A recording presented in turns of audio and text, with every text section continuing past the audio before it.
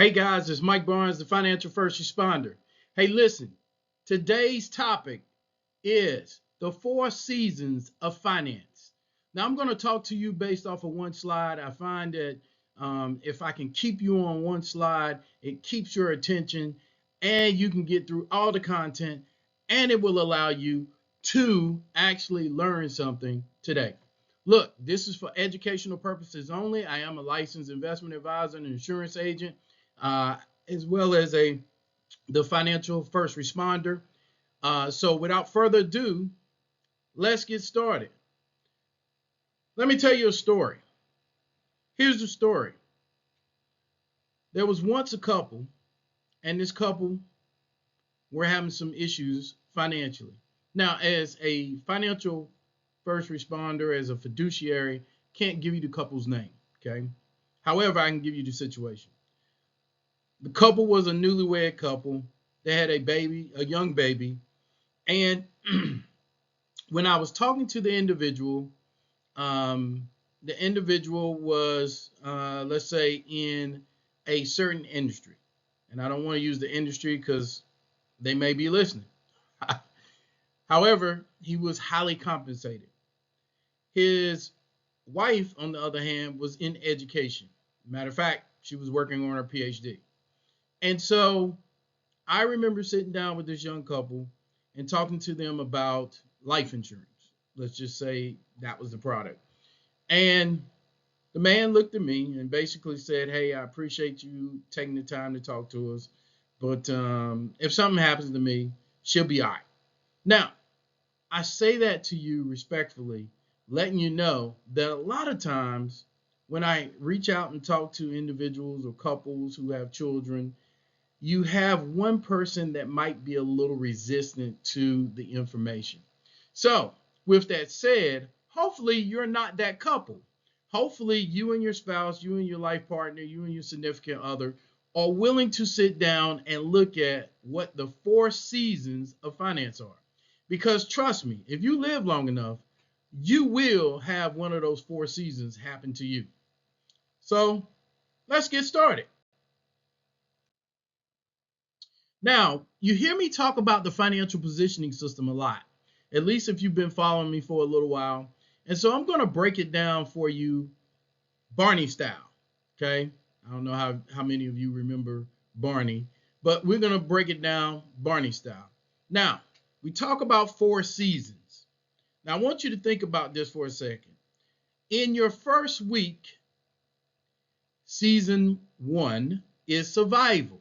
You want to protect yourself. So if it was the winter time, you would be protecting and preparing and having the essentials like an emergency fund set aside for 3 to 6 months times your expenditures. Okay. Now, when we get to week two, what we're really talking about is we're talking about stability. Now, stability, that means that you're building something, right? You're planting and you're building. You're building up your savings and you're reducing your debt. Now, I don't know how many of you know this, but most Americans carry more debt than what they can pay off on a monthly basis. Hopefully that's not a aha moment, but it is a actual fact. And then when we get to the summer part, week three, and I love the summer because I was born in June, we are talking about investing and expanding our financial wealth, right? So we're investing and growing our net worth. And then when we get into week four, which is really the strategic asset process, we're talking about autumn. Strategic freedom is when autumn applies. This is when you get the harvest, right? You optimize your money. Now, all of this needs to be done in a 28-day cycle. Now, why do I say a 28-day cycle? I believe that God has given us the actual blueprint. Now, some of you probably don't believe what I'm about to say, but I'm going to tell you that if you understand that a 4-week process could save you financially, if you just do what I'm about to tell you, it could and would change your financial life. You see, week 1, we only focus about stuff that's dealing with our survival, right? We're looking at certain patterns that you have. I want you to take out a notebook. And whether you do business with me or not, I don't care. Maybe you got a financial advisor who doesn't know this concept. Honestly, it is not a new concept. It is a concept that people have gone away from. And I'm bringing it back, baby, because that first week is based off survival. We got to protect our family and our assets. That second week, now remember, a week has 7 days in it. 7 times 4 is 28. Now, some of you say, well, it's 30 days in a month. It's 31 days in a month. It's a leap year. It's 29 in February. I don't care. You need to base your finances off of 28 days. And here's why. If you do that, you end up having an extra 2 pay periods in your year. Now you're saying, well, how is that? I said, because if you're basing everything off of 28 days, you actually have an extra pay period or 2 pay periods where you could save or remove unwanted debt. But some of you are not looking at it like that. You're looking at it as, this is how much I make a year. Now, let me tell you another story. Your year really should be 13 months. Why? Because you had 2 extra pay periods. So that's a month, right? So the calendar as you know it is not correct. And I can prove it to you.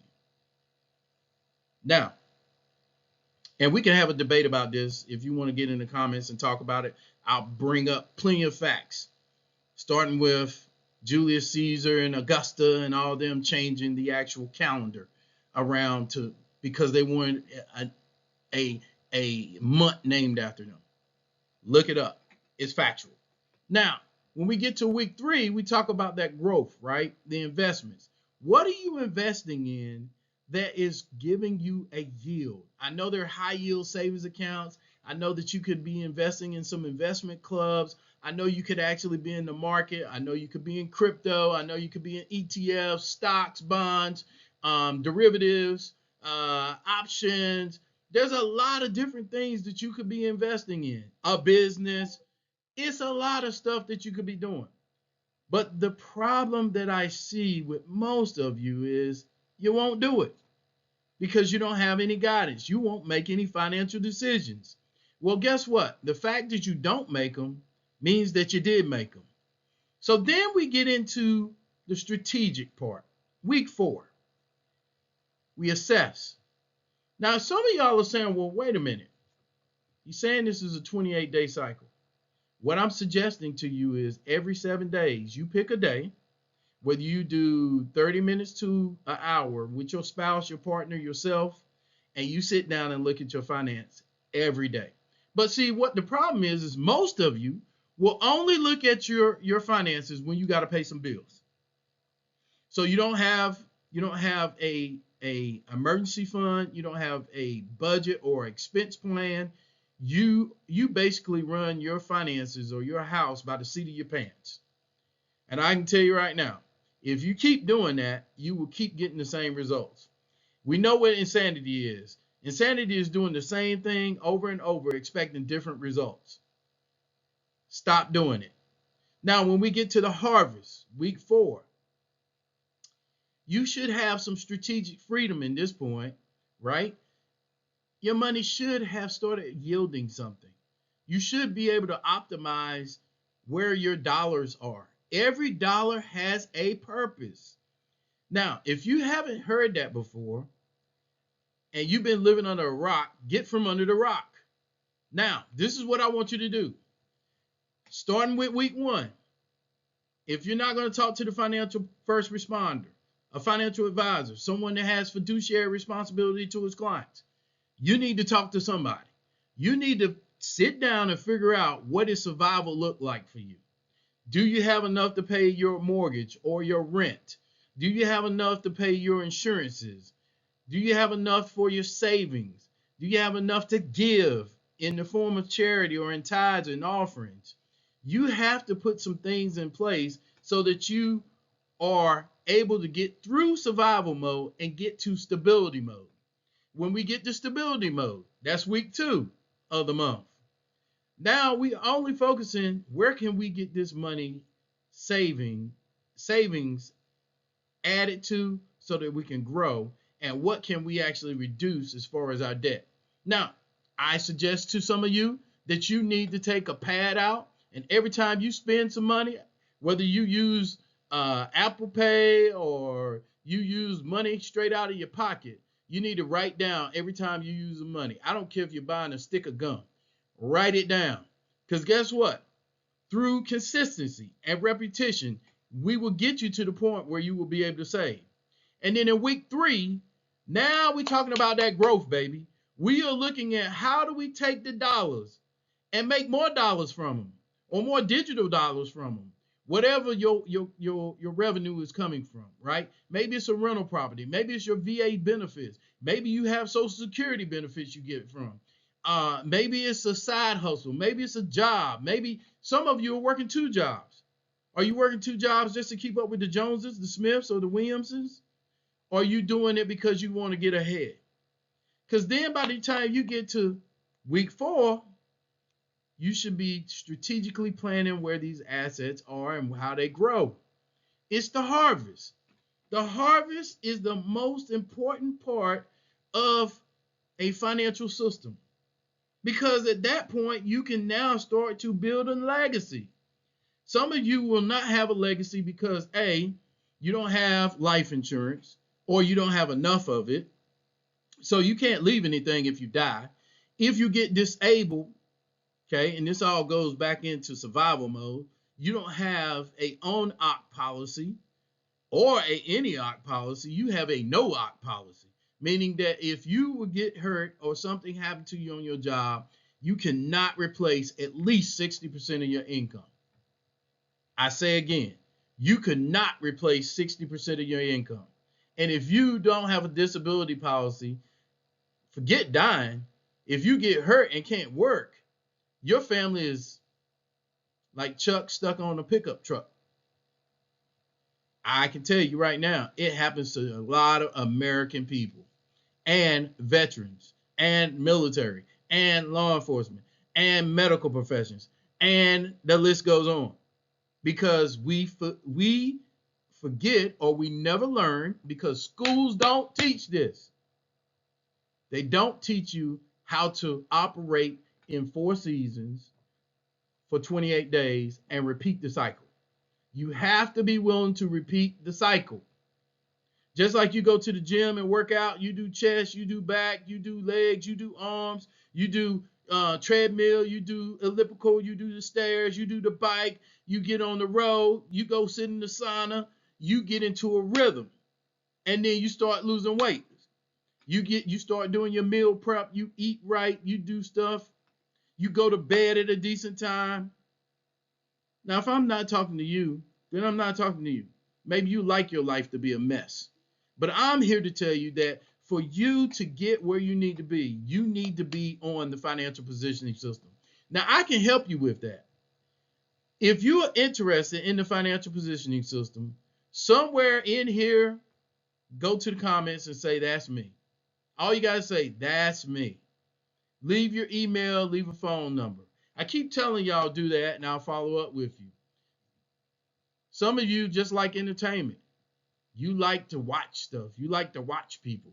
Well, there's 3 types of people, and I'm going to leave you with this. There's the people that watch things happen. There's the people that have things happen. And there's the people that make things happen. Which one of those 3 people you want to be? And then there's a 4th one. What the hell happened? So I'm going to leave you with that. This is Mike Barnes, a financial first responder. This has been for educational purposes only. I do train my clients on how to do this. And like I said, if you're interested, go into the comments and say, that's me. Leave me your email, your cell phone number, and someone will follow up with you. And look, I hope this doesn't fall on deaf ears. I ask that God bless and keep your families. And I ask that you like and subscribe my channel. And I will see you on the beaches of the world. God bless.